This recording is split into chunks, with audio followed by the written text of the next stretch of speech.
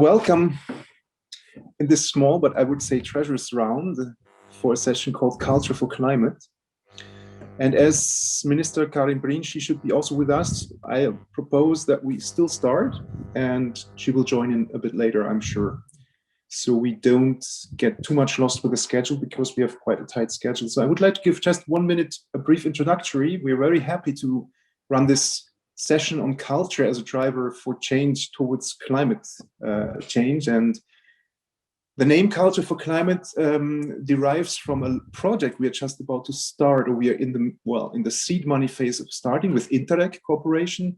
Ars Baltica as a lead partner is doing this project, and we are trying to point out and find out what are the real values, how can we define the real values of culture as a driver for change towards climate change. And so this is part of this project as doing a bit of a lobbying work aside and bringing people together at the table to discuss this topic, because we believe from Ars Baltica, as we've done some projects on that issue as well already, that this has a big impact.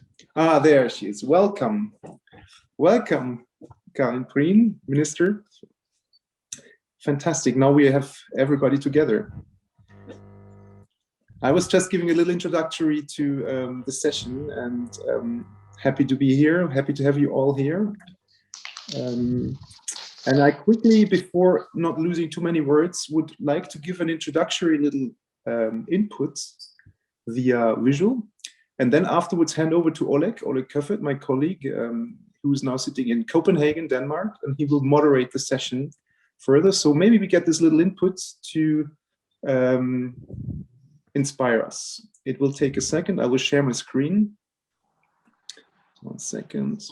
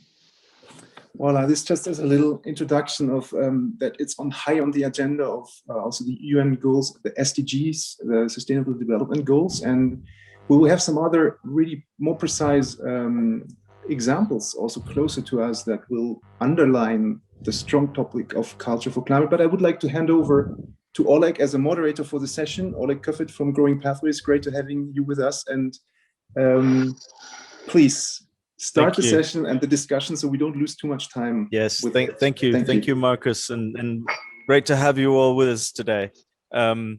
as the video also shows, there are many ways to approach this question of the relations between culture and the arts and sustainable development and climate change. And for every discussion we get new angles. For every year we get new angles. Before we go into the panel discussion itself, we would like to hand the word to Karin Prien, Minister Prien, who is Minister of, let me see how good my German is, Bildung, Wissenschaft und Kultur, die Landes Schleswig-Holstein. You are basically the one who is holding the floor under everyone else here, making it possible for culture to work with climate change. So we are, of course, very curious to hear what your take and your angle on the question of the role of culture for climate change would be. So, Minister, I pass the word to you. Thank you and welcome. Well, Oleg, thank you very much for the opportunity to be with you today. And I'm really sorry I was a little bit late, but well, it's a great pleasure and a great honor to be with you here today. Yes, in Schleswig-Holstein, it's our aim to get especially young people interested in the role of culture to support the UN sustainability goals, especially to support climate change. And as a minister, as you said, of education, science and culture, I have the great opportunity to build the bridge between those areas, and especially for children and young people from childhood to youth education in sustainable development, to the cultural initiatives in Schleswig-Holstein which aim at creating a more sustainable world and intend to be a driving force in this field in the whole society. But where are we talking about? The little film you've shown gave us an impression of the broad agenda of the United Nations sustainability goals. It's of course not only the question of climate change and environment, it's also a question of the other sustainability goals of the United Nations. And it goes without saying that the government in Schleswig-Holstein has adopted the UN vision. This means that all actors in politics, business and science, in civil society and culture are called upon to take joint responsibility for the UN 2030 agenda.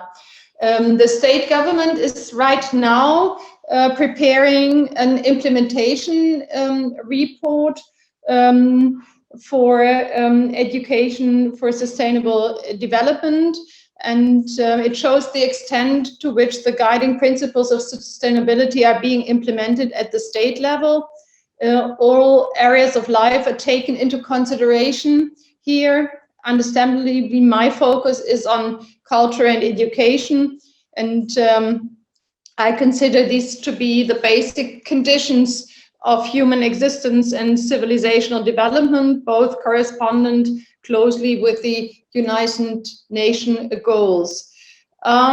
Maybe a few more words to education for sustainable development in Schleswig-Holstein. It's a question of school education, of course, where the foundations are laid.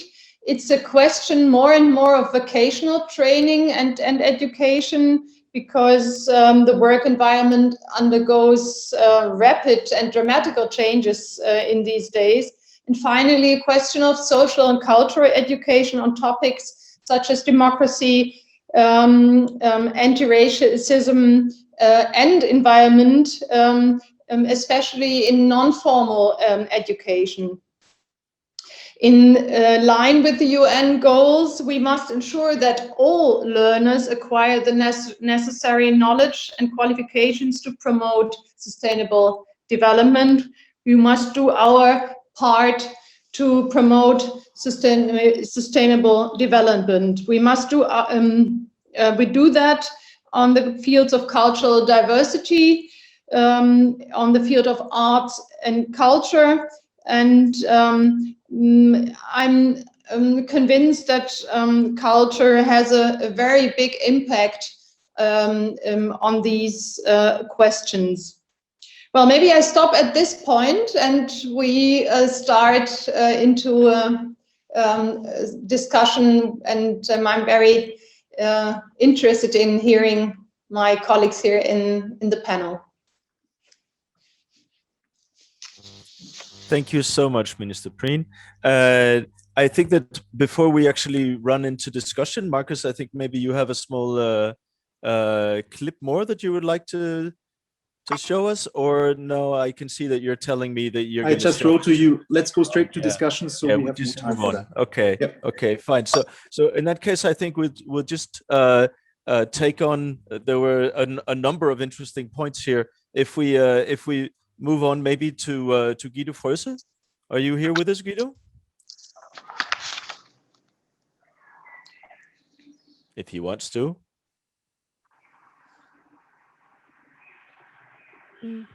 He's not very active. Maybe we'll leave the floor to someone else then and hope that Guido can hear us a little bit later. Charlotte, are you here with us? Yes, I am. Oh, welcome then. All right. Then in that case, you will be the next speaker. You will be the next one to answer this question. So just a few opening words on what does culture do about climate change? I mean, I know that you as a director of Climate Focus, you actually don't come from a cultural background, right? You're a scientific person. So why not let you open this? Do you see any value of culture in relation to climate change? Yeah, so I'm approaching the space from the other side. I'm approaching it as a climate change activist and professional.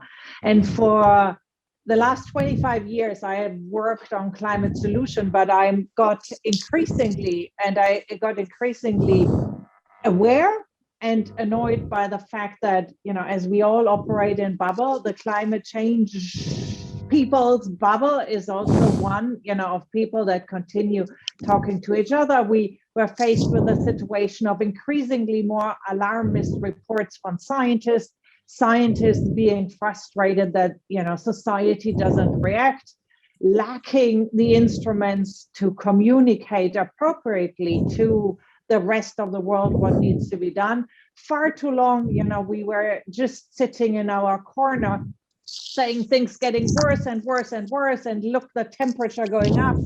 But at some point I realized, I think the community realized that we cannot scientists can identify the problem, they cannot solve the problem. And for far too long we look to scientists not only to talk about the problem, but also to provide solutions. And this is where, we need to think now about the society as on a much larger scale.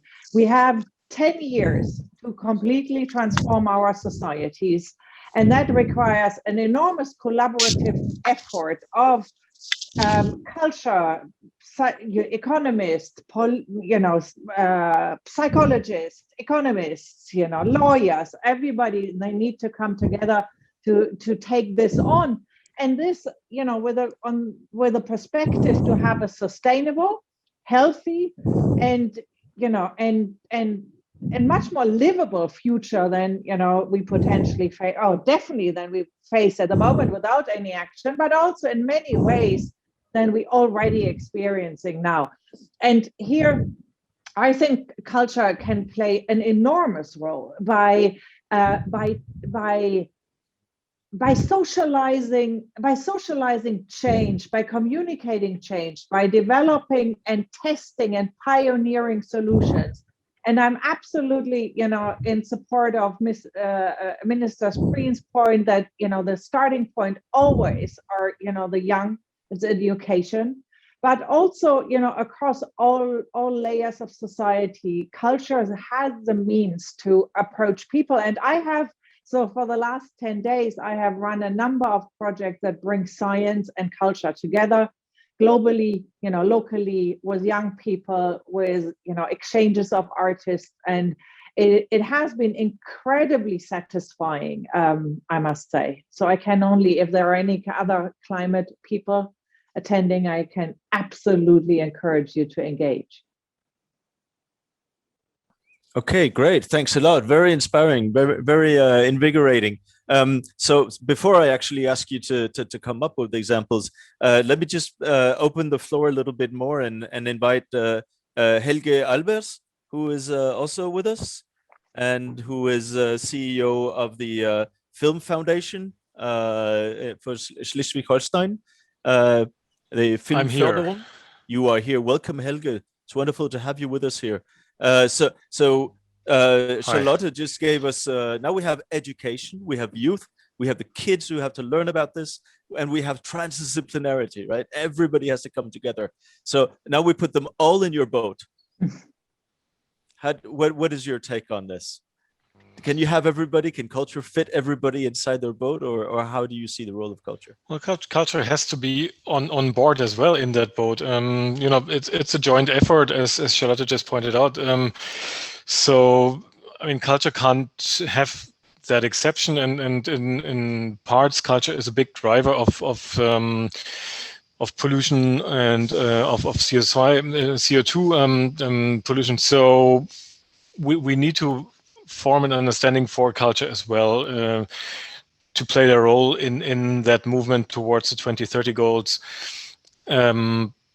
And I think that there are a lot of structural efforts have to be made to make that work. Obviously, culture is not market driven in most of its pockets, and therefore innovation is not market driven in culture as much as it is with other industries. If you see what electromobility does to the car sector in the industry, we won't have a similar movement in the cultural world. So I think to provide the structures and to provide structural solutions for arts and culture is very much and it's a challenge for whoever provides those structures and provides the financing to make sure that the sector is moving. So I work for a film fund, so I see myself in the role of somehow being a trailblazer for certain ideas, and also to provide certain structural solutions that we in a world that is very secluded and very atomized in it,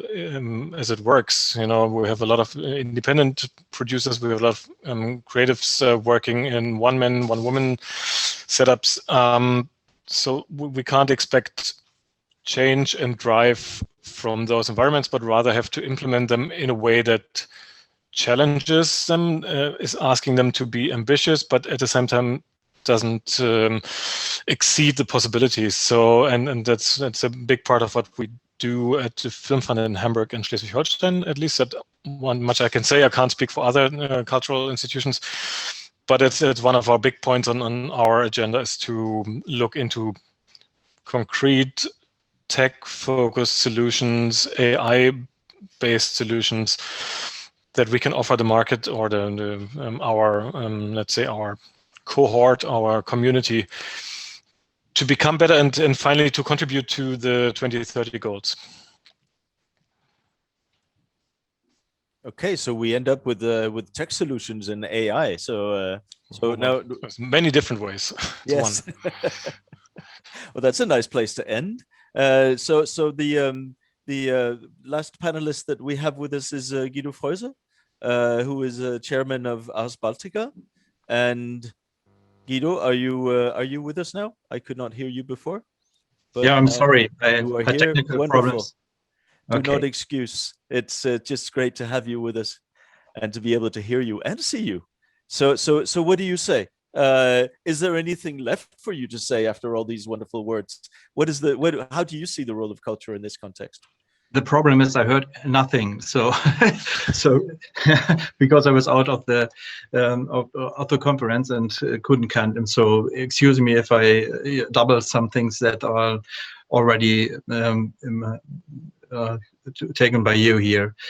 For me, it goes without saying that the cultural institutions themselves must do everything to protect our climate.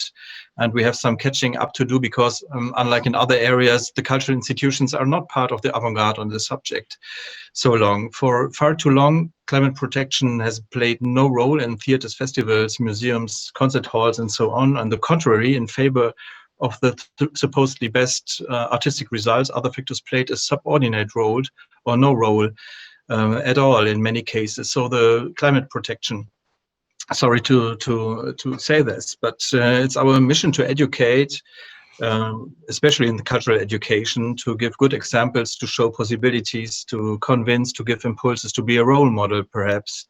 And now there are many good models. These tend to come from structures that do not have traditionally rigid forms of administrations, but that work in an agile and team-oriented manner. This results in a holistic view of one's own organization, of one's own structure, and the connections between art and society. And this is not only important for the climate protection, but for all questions and issues that affect our social development in our society, I think.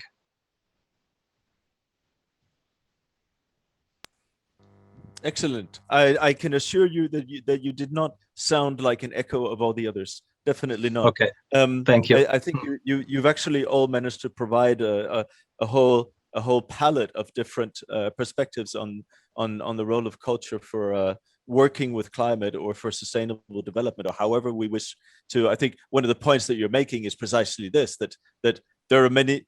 Climate can mean many things, right? If we mean in the narrow sense, then it's only part of the job, but there's a whole palette of working with sustainability, which is just as important. I'm wondering, who would like to come up with a couple of examples of this, good projects, examples of projects that you've been part of, that you've been orchestrating, or that you have observed, seen around you? I can say Hello. something. First of all, let me reiterate one, important point from my perspective. One thing is, of course, the narrow looking at sustainability and emissions of cultural events and cultural institutions. And that's important because it's by now in 2021, everybody and every institution and every sector should take that on. But that is a bit of a non-brainer for me. It needs to happen. But what I'm really looking for is that culture is an amplifier. It's an amplifier of society, of dialogue, it creates spaces of deliberation and testing, pioneering. And that's much more important than what I think is a given, that we should minimize emissions and be carbon neutral and net zero and whatever it is in the narrow sense.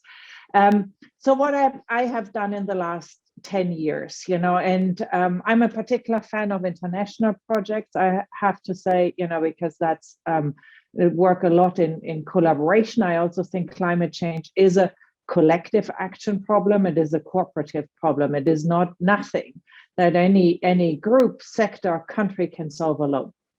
So 10 years ago, I started working with the Goethe Institute on a project, Glacier Music was called, and that was and in some iteration it still exists, implemented in Central Asia. And it was about the melting of glaciers as indicator of global climate change and all the consequences that come from this. And it's important to know that the water and water distribution is already an extremely sensitive topic in Central Asia, and bringing together scientists as well as artists working on this in Kazakhstan, in Tajikistan, in Kyrgyzstan, and in Uzbekistan, really, these are grains that we are not solving the problem with one project, that's also for sure, but there are grains and there's cooperation and there is dialogue installed where dialogue is not existing. So that was on Glacier Music. We taped this dropping of the melting of the glaciers in Kazakhstan, and this sounds even if it was just pure water, inspired 2 years of events, and it, for part of concerts and exhibitions and so on. I also work in Latin America on a project in Colombia, which is called Sinfonía Tropico, which is about young people in areas where you see this environmental degradation and social degradation. And it is the very interesting thing to consider is always that it is environmental pressures and social pressures often go hand in hand. If you have a community in distress, it is often because there is a natural environment is in destruction, plus then the culture and the community is also suffering. So that's another link where we work with young people in area post-conflict zones in Colombia. Now, bringing it closer to us here, I'm very concerned about the Baltic Sea room. I'm very concerned about the Baltic Sea in general, because as somebody who spends so much in thinking solutions of collectively managing environmental spaces, I always find it interesting that, with all our common knowledge, we are still not, doing, and we still have a lot of challenges around this small little ocean that we manage here and share. So I'm also hosting, together with Ars Baltica, an artist residency where we invite in northern Germany, in Mecklenburg, not in Schleswig-Holstein, where we invite artists to work, to spend time, artists from the Baltic Sea states, and then spend time and think about the particular situation of the Baltic Sea and linkages with other countries. And finally, I'm also working with German orchestras on orchestras and music and climate change. So, but I'm welcoming more and more of these ideas. Fantastic. That brought us already quite a lot closer to something much more concrete. Just quickly, do you have any picture of the impact of some of these projects? Well, this is always, it's a problem because, of course, when we ask for money, which we have, we always need to find, then they say, what are the indicators? And the indicators we can give, we do so many workshops and we do, this kind of things that you can count, but changing, I cannot express the impact of these cultural projects in emission reductions. A lot of other projects that I do, I can calculate emission reductions. I cannot do this here. So what we try is we try to be as sustainable as possible. I think it is important that it is not one-off projects, but that we follow them over a much longer period. And then, check with what the people are doing, check what has developed out of these projects. But it is mostly on a narrative base. But this long-term sustainability of what we are trying to do, I think it's very important, because often these projects are, you do something and then you are out and, and then you don't know. So by monitoring this over longer periods now, in the longest period, 10 years that we have, at least we know that there are still many people that are passionate about this and working on this, which is already a success. Okay, great. Thank you. Helge, if you are still around with us here, what do you say? Do you have any good example of projects or actions that you have carried out that would where you can actually say something about the specific impact on climate change? Well, let's start with the organization itself. We have published our green policy for our fund, our organization ourselves last year. So I think it's important that first of all, before we start to ask our applicants and the people we work with to sort of define which framework we want to work with, what aim we are setting ourselves. So we did that, and at the same time, roughly the same time, we've sort of advanced our a measure that we've implemented in 2012. Very early on, we were the first film fund in Germany to publish any green guidelines in terms of ecological sustainability, called the Green Shooting Card at the time in 2012, which was an sort of a certificate to provide to productions and to also give them something at hand to prove that they have adhered to a certain set of standards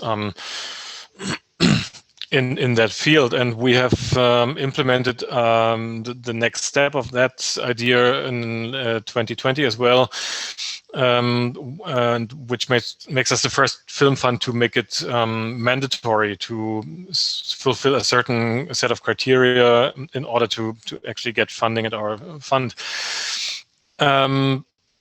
At the same time, we as a fund are also part of a working group, and we're one of 2 regional funds in Germany working together with the industry and with on national level with the Ministry of Culture in Berlin, and to work on sustainable standards for the whole industry. So we are sort of making our knowledge available to the wider industry, because obviously every step you go comes with a learning curve, and to make that learning curve available is an important step, I think. And at the same time, it's also important to really make it, give concrete, fulfillable steps. Ask applicants to not just make nice. I think we're a little bit stricter than that. For instance, in the development phase, we are asking about green storytelling, which is something that already came up earlier on in the talk, Charlotte, and sort of amplifying the sustainability. And green storytelling is a relatively new field that bridges culture in a wider sense with and sort of takes on the responsibility that we have as storytellers. And that's an important aspect, even though it's, of course, we're walking a fine line and sort of asking our applicants to look into it and not making it a mandatory step per se, but rather, giving tools at hand and make them aware of the topic and of the chances that topic offers, because I think there's a lot of chances in it. And that's basically our way of approaching it for the moment. And as I said before, that's a learning curve. It's a moving target that we are constantly following and try to be top notch. So every time the standard sets, whenever a bar raises on federal level, for instance, we as a fund, we are aiming to always be at the highest standards and ask our applicants to work at the highest standards in the field, which is also something I think it's necessary in order to reach goals in 2030, for instance. All right. So also very much working on your own impact, and while at the same time trying to handle this, as you say, it can be a sensitive topic, right? Especially when you're working with the creative sector, when you start to impose, when you cross the fine line of imposing content instead of imposing the rules or the impact. Yeah, you can't impose content. No, we have to be very clear about that. You can't impose on content. That's also not what we do. What you can do is you can raise awareness, and you can provide tools and give positive examples of what works and where the chances lie. So I think that's our role in this. May I Oleg, just give a little input from my side, because I think a very strong red line that I can hear is really these narratives. And I think that's a point where we always get into when we discuss with all the sides, and that culture can really create stories and have storytelling where we much more get involved with our emotions and with our brains being opened to actually being able to change behavior. And maybe to a little bit bridge the moment to say a little input given, I mean, everybody knows perhaps this musician. I would like to give a 3-minute clip that opens maybe this brain way of looking at things too much. People have often the way to do is to let music talk for 1 second, give a little opener to this, and I will share something. 1 second.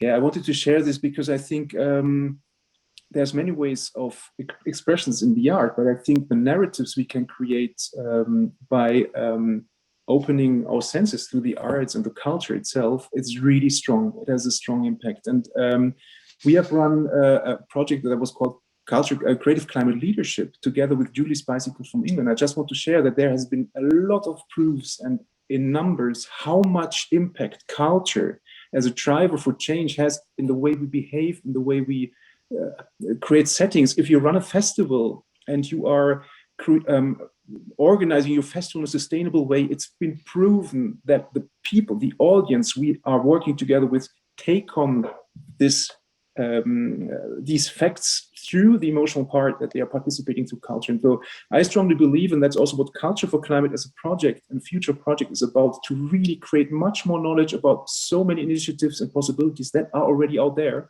that we have to share as a good practice platform. That's also why this session is so important, to share amongst different sectors, where I believe culture can really have the horizontal linking line between those. And that's why I wanted to share this little video, because also in such a session, it can open up a discussion, even much more easy to talk about such a subject. Thanks. Thank you very much, Markus, for this. And speak of being interrupted a little bit while you're playing the piano. Next time you think your neighbors are making too much noise, imagine if they were a great glacier. So I think that maybe at this point, when I look at the time, I'm wondering if perhaps we should gently begin to bridge towards the workshop part of our session. And maybe just give the panelists a chance to, before we walk into the workshop, to answer the last tricky question, which is, if you could ask for help or hire anyone or anything, including glaciers, etc., Einaudi, and whoever else you might consider. Einaudi is obviously already on our side, so we don't need to hire him. But if you could hire anyone or anything that you could have to help culture work for climate, do you have anyone in mind that you would like to bring on board?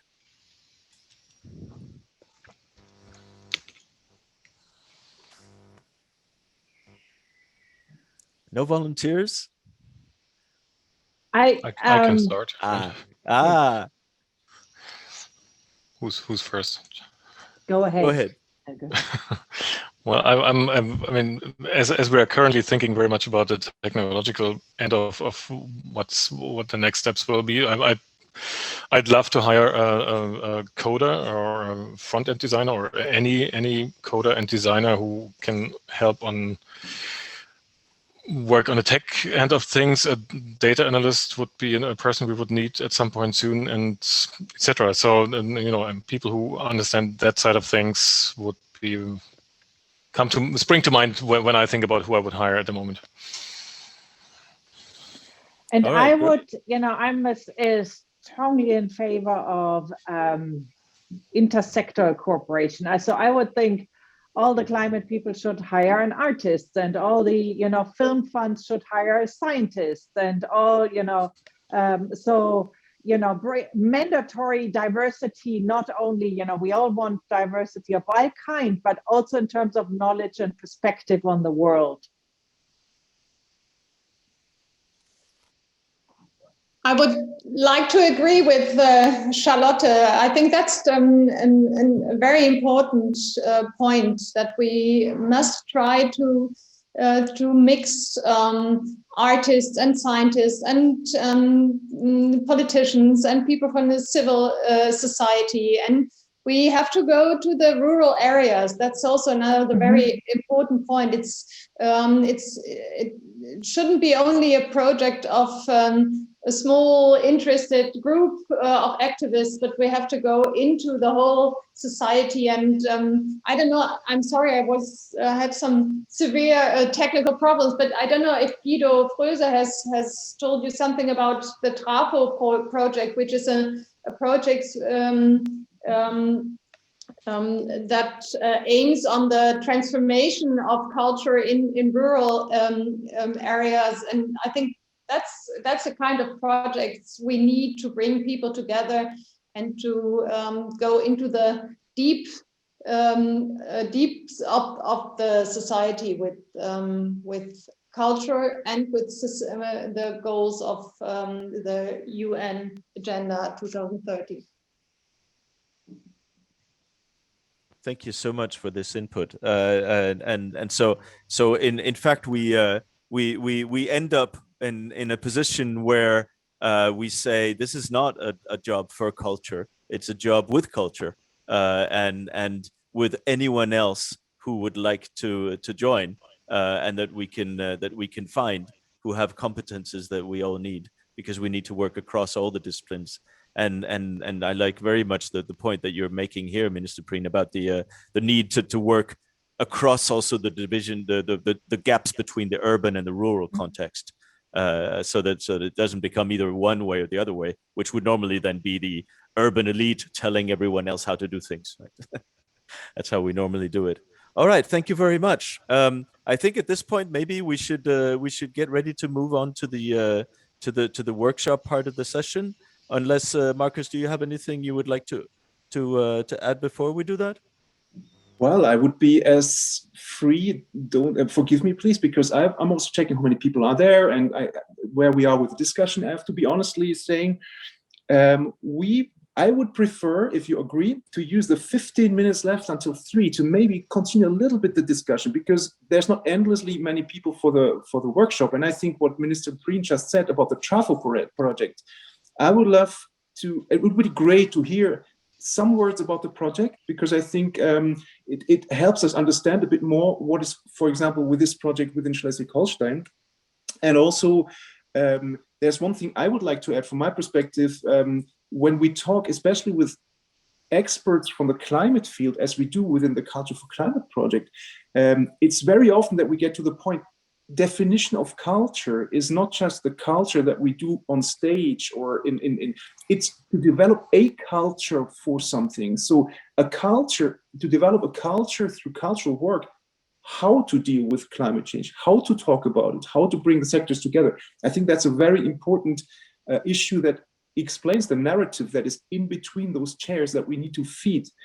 And so I totally agree. It's something that is much higher probably than just, not underestimating it, culture actions on stage, but I also think the way we talk to each other is a culture that is so important, and I think that's the culture for something as well. So I would like to pass on to Guido to tell something about the Trafo project, because I think that has a lot to do exactly with this transformation process. Yes, thank you very much, and thank you, Karin Prien, for your words for here. I think a good example of cooperation with 5 cultural institutions. It's our Nord colleagues, the State Theatre of Schleswig-Holstein, the State Museums of Schleswig-Holstein, a music school, and an adult education center, Volkshochschule, we say so, and us. And together we have to set ourselves the goal of looking for ways for successful transformation in our region affected by demographic change. And we implement this by working out the special challenges there in co-creative workshops in the surrounding towns and villages in the rural country, and then implementing them together in cultural projects. And these can be projects in the performing or visual arts, musical or cultural education, for example. And this also requires change in the cultural institutions themselves. And we have now hired transformation managers in all of our facilities to initiate and support these processes in our institutions. And thanks to the support of the German Federal Cultural Foundation and the state of Schleswig-Holstein, we have a period of 4 years for this. And every year we are going to up to 10 villages and towns in our region to work with them. And now we are doing this for quite a year. Okay, we had a little bit Corona here, but it's doing very, very well, and we see the efforts of this program very well. And I think it's perhaps can be big, get bigger there. And if we were allowed to ask for help, we would generally ask for backing these kind of model projects, like the state of Schleswig-Holstein is doing this in this example.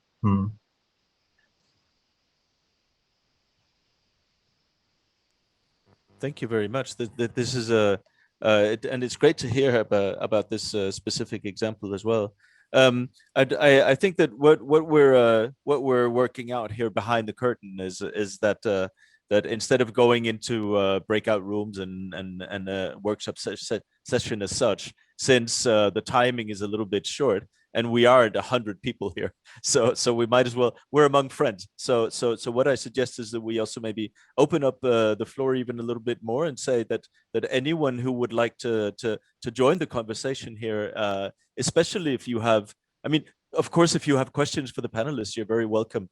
But also if you have input in terms of other examples, further examples, because one of the things that we're also hoping to do with a session like this is simply to build knowledge, to share experiences, given that none of us have the final answer, right?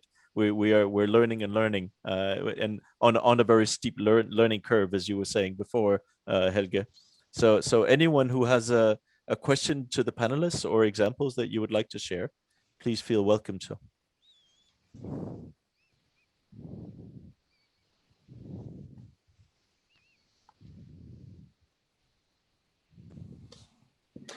Yeah, before we get lost in silence, I think there's a little example which is just for this moment has been created. And while we think, we can maybe listen to those two really cool guys. It's two poetry slammers who have done a little poetry slam on the topic of arts as a power for transformation. And I would just like to share it. It's really a video from the living room into our session. And I hope my technique will work. And then we can have like 3 minutes of thinking where maybe those examples are. There's some that come to my mind, but I will try to make this work. It's always tricky here with this technique. So let me see, here they are. Oh no, there was a fault. Sorry, I thought this was, doesn't work. So maybe continue discussion for a couple of minutes. I will search the video, upload it again. Just, you know, what I want to say, because I also have to leave at the hour, is it would be good, you know, if the different institutions also appreciate this the need for interdisciplinary dialogue a bit more, because as somebody who has, you know, tried to get funding or, you know, or convince supporters both from the environment as well as from the cultural side, I feel, you know, there is still a culture of discomfort from both sides. So the environmental people can't really deal with, you know, understanding what culture can bring and how, and culture, you know, is also then looking at different type of formats than normally, you know, the scientists would need. So I think it is, maybe we can start with having, you know, a few more dialogue processes, you know, joint sessions of also designing certain programs, where we start learning to talk to each other and understand each other's language and expectations, you know, also that so it's also culture is a long-term game. It is not something that can produce something right away, and it is something that goes into all different levels of society and has different formats, as it is in rural Brandenburg is different from rural Finland, and, you know, and in Latvia it's different than, you know, in Norway or Iceland, or and the older people, the younger people. So there are, you know, but culture is everywhere. There's no space where there is no culture. And we just need to find the right language and the right approach, you know, to bring the dialogue to all these people. Thanks for those beautiful words. I give it another try here. Otherwise, I will find more beautiful words.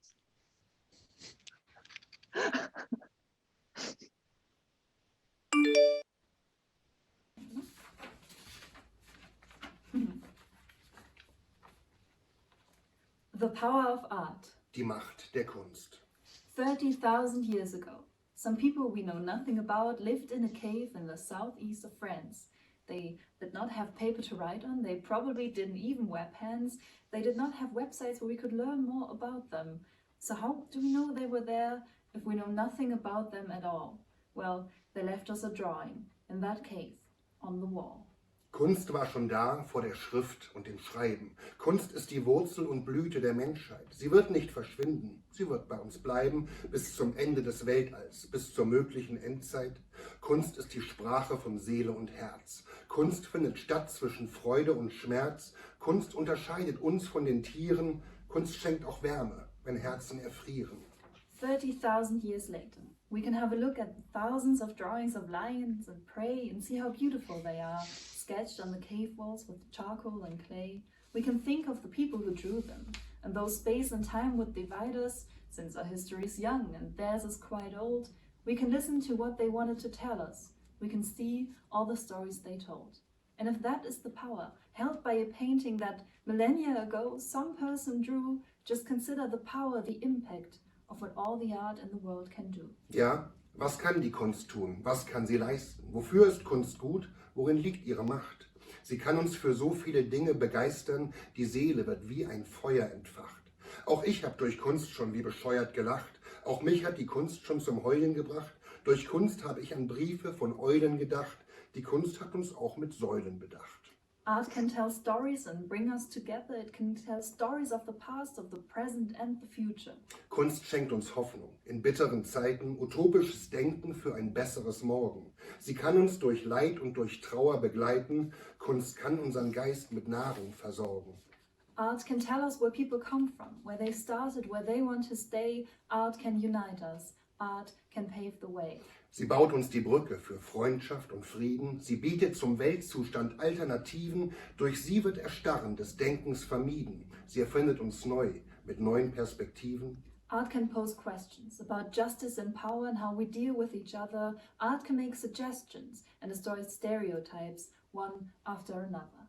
Kunst kann das Denken der Menschen verwandeln. Sie kann uns ermutigen, anders zu handeln, mit Nachhaltigkeit für diesen Planeten. Die Kunst hilft uns stets beim Neuland betreten. Kunst ist der Bereich, in dem Europa funktioniert. Jeder Mensch ist ein Künstler, bis man es ihm abtrainiert. Art can point fingers. It can inspire thinkers to deal with pollution, the responsibility of institutions, ideas of revolution and the distribution of wealth, to deal with frustration, find safe ways for migration, tax corporations, and how we deal with crisis and health. Kunst kann uns erfreuen. Manchmal will sie verstören. Wir können sie sehen, können sie spüren und hören. Kunst kann nicht verschwinden. Sie geht nicht verloren. Solange wir suchen und finden mit offenen Ohren, mit offenen Herzen und offenen Augen. Sie leuchtet wie Kerzen, wenn wir an sie glauben. Art can hold up a mirror to the face of society. It doesn't have to use weapons, but it has freedom and irony. And maybe someday, about 30,000 years from now, someone will look at the art we created today and will feel a connection to us somehow. Vielen Dank. Manitak. Thank you.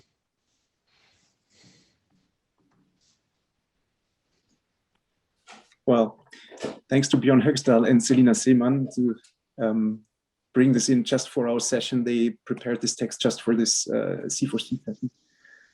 And I just want to say one word about C4C, Culture for Climate, and really invite everybody to join on this voyage, because we are building up a network that starts out of Schleswig-Holstein and integrates the whole Baltic Sea region in this project, Culture for Climate, to share good practices and to really learn from each other. You all have said this, that learning from each other and seeing what exists out there. We don't have to reinvent the wheel new. We just have to connect on a better way. And I think that's what we all try to do. That's why we're here for.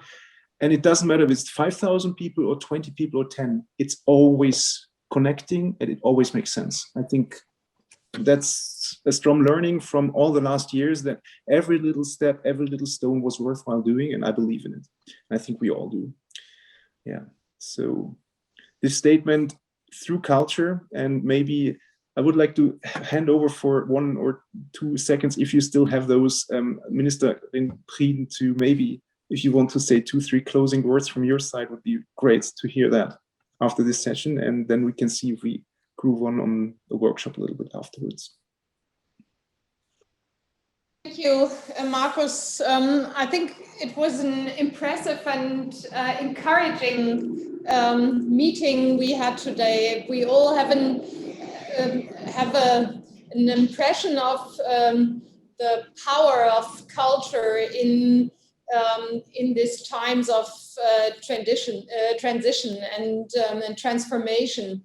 So I think the most important thing is to make those networks bigger and bigger, and to have the opportunity to make create opportunities to meet and to discuss cross-sectional, interdisciplinary between urban and rural society, and then I think we have the chance to use culture, and culture is for me the way we are living together. To use culture as an important mean of transformation. So thank you very much to you all, for your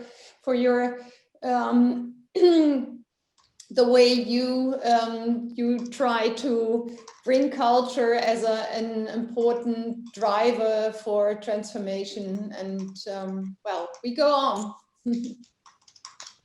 Absolutely. Thank you so much for these nice and great words. And I hope soon to meet back in Schleswig-Holstein when we all are better to meet together. And I think it's going to be soon, and to discuss how we can move things forward.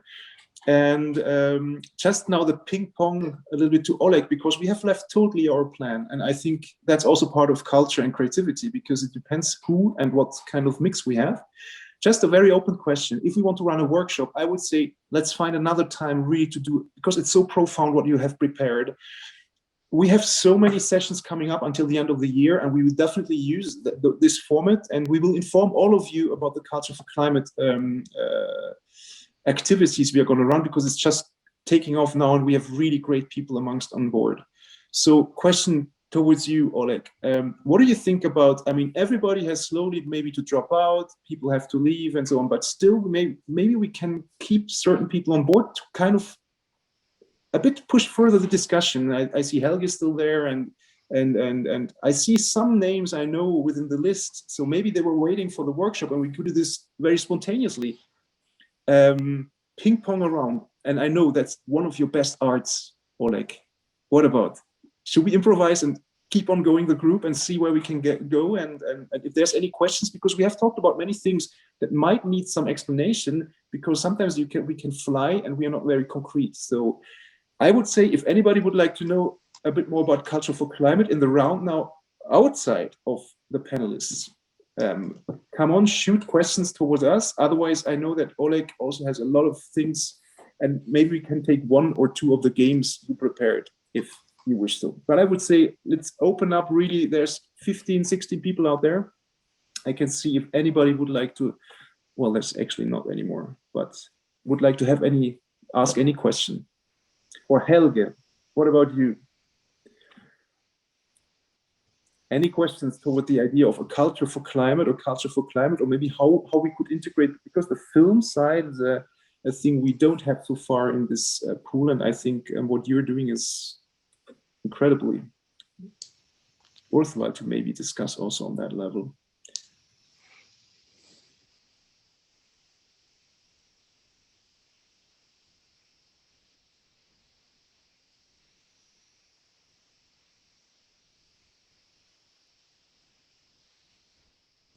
Oh no, sorry, my mic was off. Oleg, you want to join in and maybe ping pong? I think maybe you were asking Helge to join while Helge didn't know that he was being asked to join. So I see. So ask me again, then I can join. Sorry. Well, I just said the Culture for Climate move that is starting to take off. We don't have so much yet the film side in there, and maybe it would make sense to discuss on what level maybe good practices, because that's actually where we are right now with the Culture for Climate process, collecting good practices that we can share in a process of workshops over the next couple of months. And I read quite some, and you were talking about some things you're doing, and maybe the Green Film Pass, where you're part of as well, wouldn't that be something to be shared more profoundly in such a platform to really show how things might be working in the film business? Because the film is a huge business that deals a lot with all the issues linked to climate change, as you said, and maybe we can join forces a little bit to inform people and to learn a bit more about how that works. Sure. I mean, best practice is always a good way of keeping people on board and pushing the matter forward. So, I mean, we're happy to contribute and to, I don't know exactly what shape or form this takes, but we can easily contribute in what we've learned. We're a little bit beyond the green film, the green shooting card, let's say. We've moved into the next level of making it more mandatory to deal with ecological sustainability, but that's all part of the discussion. So then we can certainly contribute and enter that. I don't know how the platform works, or what are you thinking about concretely? Well, it's just maybe interesting point you just mentioned, because that's a point of discussion we have right now. Platform is too much said. We have a seed money project where we have time until the end of this year to develop a bigger project. So we have support to really discuss what Culture for Climate could be, kind of a cultural project to push forward culture for climate. And for example, one discussions we are having is exactly this question: how worthwhile is certification as a tool within the cultural sector? And when I listen to the Green Film Card, this sounds like there is a certification, kind of a certification process you're running through, which you have to kind of adapt to being part of this. That could be, for example, an incredible worthwhile share in a future session which we are running. We could invite you maybe to exchange ourselves in a very casual way to learn a bit, how is it actually working? Are people applying for this? Is it something that you could just get because somebody has checked the way you're working? It's a bit tricky so that's something we could learn a lot from this good practice, I guess. Yes and no. I mean, you have to be very careful when you talk about certification. We are in the process of moving away from this early certificate that the Green Shooting Pass was, to a landscape of minimum standards that are mandatory to fulfill. I'm also part of a larger process that's connected to the Ministry of Culture on the federal level that looks into certification. But the effort that takes to design a certificate that is viable and that is scientifically proved and designed is a much larger effort that takes, right about now, I think in altogether the timescale would be 1 or 2 years to really look into come to results and to really reach those goals scientifically. So you have to really be aware of what you're actually looking into and talking about in the matter. In a way, I mean, what we started from with the Green Shooting Card was a certificate that we as a fund introduced based on our best knowledge at the time, and then sort of redeveloped. But we are not a scientific institution, and so we can't develop a certificate that holds water to proper scientific standards, and therefore that's a whole different ballgame to reach those goals, which is ultimately important if you are spending taxpayers' money. So I think it's a good thing to really look into this process a little bit more serious now. I mean, it's also, sustainability is a mainstream thing now. When we started looking into it in 2012 with our colleague Christiane Dopp, who became a total specialist in the field, it was sort of avant-garde and slightly sneezed at to speak about ecological sustainability in filmmaking, and nowadays everybody understands the importance. So we need to have a different set of standards to work from and a different aspiration in the field, I think. But that said, why not look into things to do? And if Culture for Climate is a format that looks into cultural activities combined with climate change action, then I think it's always good to look into prototyping and into looking into best practice, concrete best practice communication also. Yeah, I totally agree. It's interesting because why I was asking this question with the certification, it was exactly, it's super interesting to see because we don't have in the consortium only cultural activists, so to say. There's really the climate experts as well. It's super interesting. Once you use the wording certification, and it was beautiful the way you reacted because it's exactly that where we are at right now. They say, you know what we need is narratives that reach the people in society, and the certification is such a huge process that probably eats up this possibility that culture has as a narrative to create narratives and to bridge. So it's interesting that exactly the people that are actually dealing with as Charlotte said also before, that are dealing with the facts and figures that actually have a problem to translate them into believing and doing and changing your daily actions, that they are looking much more for this culture, a culture for, then again creating facts and figures that probably in their point of view are not so easily transforming things. Nevertheless, the certification has sure, you behave differently and you're forced to do so if you believe in this and you do it.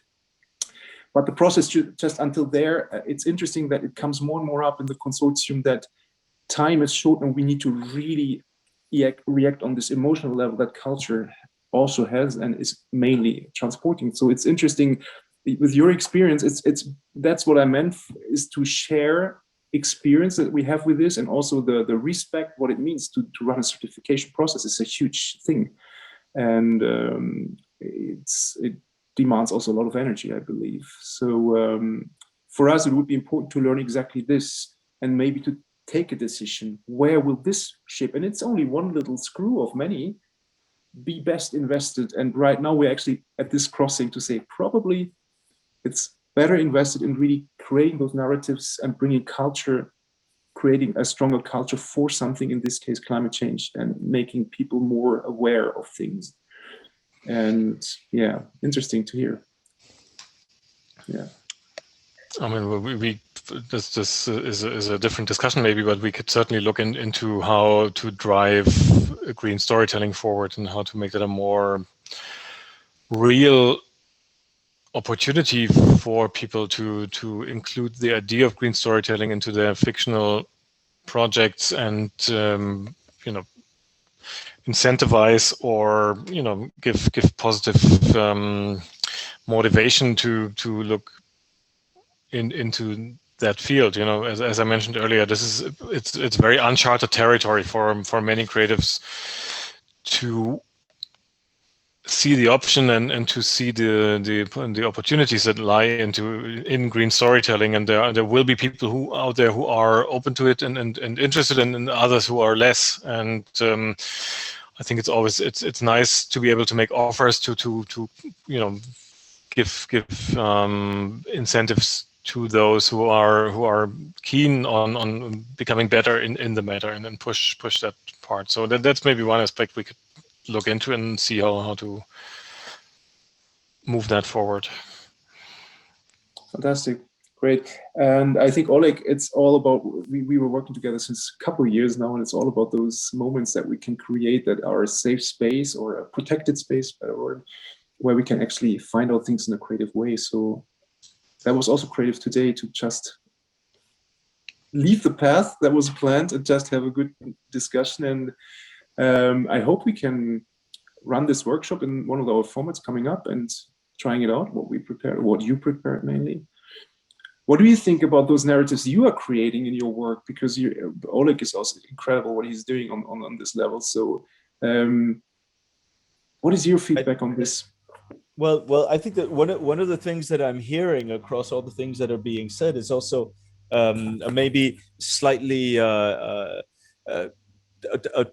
a concept that is not always being brought forth sufficiently, but is being said actually in a number of the different examples that are being brought forth, is the role of the place, right? So the because when we think of several of the projects that have been mentioned here, where where the collaboration between the different parties takes place in a specific local setting. Whether that is urban or rural, it is even less important, right? It can just as well be, but the rural setting is one where it's very obvious for all of us in all of the countries, especially in Europe, that we have an issue here, right, and have had it for many years of urbanization and of desertification of the rural areas. And the thing is that one of the things that appears when you work in a local setting is that it becomes the reason for working together becomes, how do we deal with the issues of sustainability and of climate change and so on, from the perspective of the place, and all the different elements that we're talking about here: education, children, transgenerational work, artistic practices such as film, or scientific practices that can be brought to the game, are all elements that can be brought together in a puzzle. Where everybody's actually working for the same. And I think that I completely agree with Helge on the need to prototype some of these things. And I think that is also what is happening, right? Especially because I mean, we've heard this echoed many times over the past 10 years, which is a good thing. I mean, the desire to work in transdisciplinarity, but especially when we talk about the gap between science on one side and art on the other side, there is a certain timidity and respect, which is, I mean, a beautiful respect, but also a respect that means that sometimes it's difficult for the two sides to meet in a sufficiently free and open way, recognizing. I mean, I often work with scientists in some of the projects that we do, just bringing in a biologist into an urban context and saying, okay, today you go for a walk with us. It doesn't matter if you have the answers or not. Just go for a walk with us and talk to us about the things that we're doing. And very often they're very humble in the approaches that they have towards have the answers or the solutions. So I think sometimes just making it possible to take the next step together, and seeing how inspiring it often is for people to take these concrete steps across, whether they're scientists or politicians or economists or artists. In fact, matters less, but it's the act of bridging that gap. Well, that's beautifully said, and I think that's also, we should take along also from this session to say, everybody clearly, let's continue with continuity, trust, and really step by step to create those spaces to meet, to discuss across sectors. And I think that's exactly one thing Culture for Climate does. I think it's one thing, Helge, you do with your projects. I think you're doing it, Oleg. And as long as we have the possibilities to all exchange, that's what Charlotte does strongly with her different perspectives. That's the minister, she also said that, and Guido does with Trafo. So I think there's so many more people out there. So we try the best to create as many as possible spaces where we can interact and inform each other in as uncomplicated ways as possible, so it doesn't eat up the wrong energy at the wrong place. So thanks so much for this discussion. And if you're interested, there's one little film feature we received from a festival that's running in Schleswig-Holstein. It's called the Norden Festival.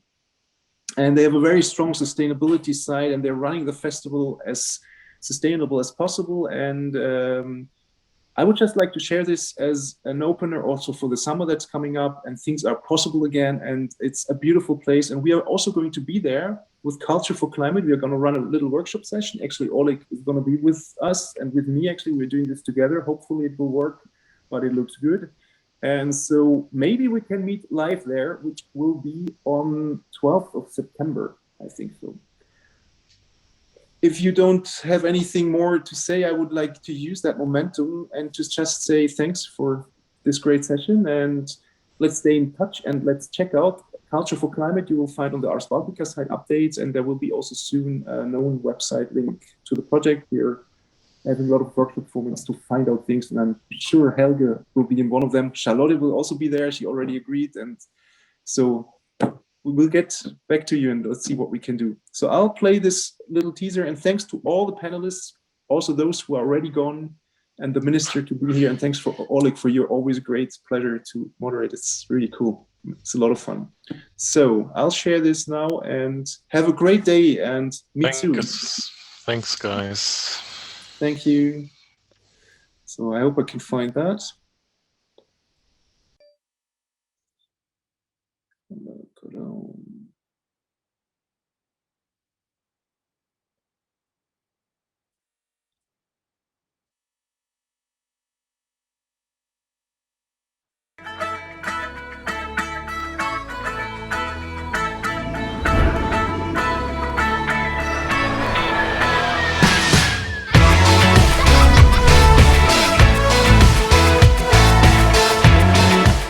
Selbstmitleid.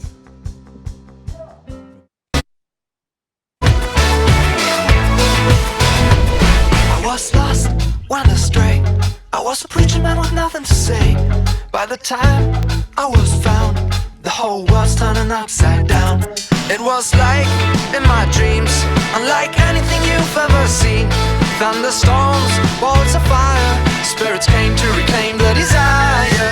Shake your heads like unbelievers, do the twist and turn around. Send your prayers up in the air, don't expect them to be found. Love your wife, your children, nothing to be scared about. No one in this world can save you. From this high point of view, the situation felt tempting and new. Having nothing to lose and even less to prove. Then you find that what you believe is your inner worst enemy. Something in you cries for relief. Then you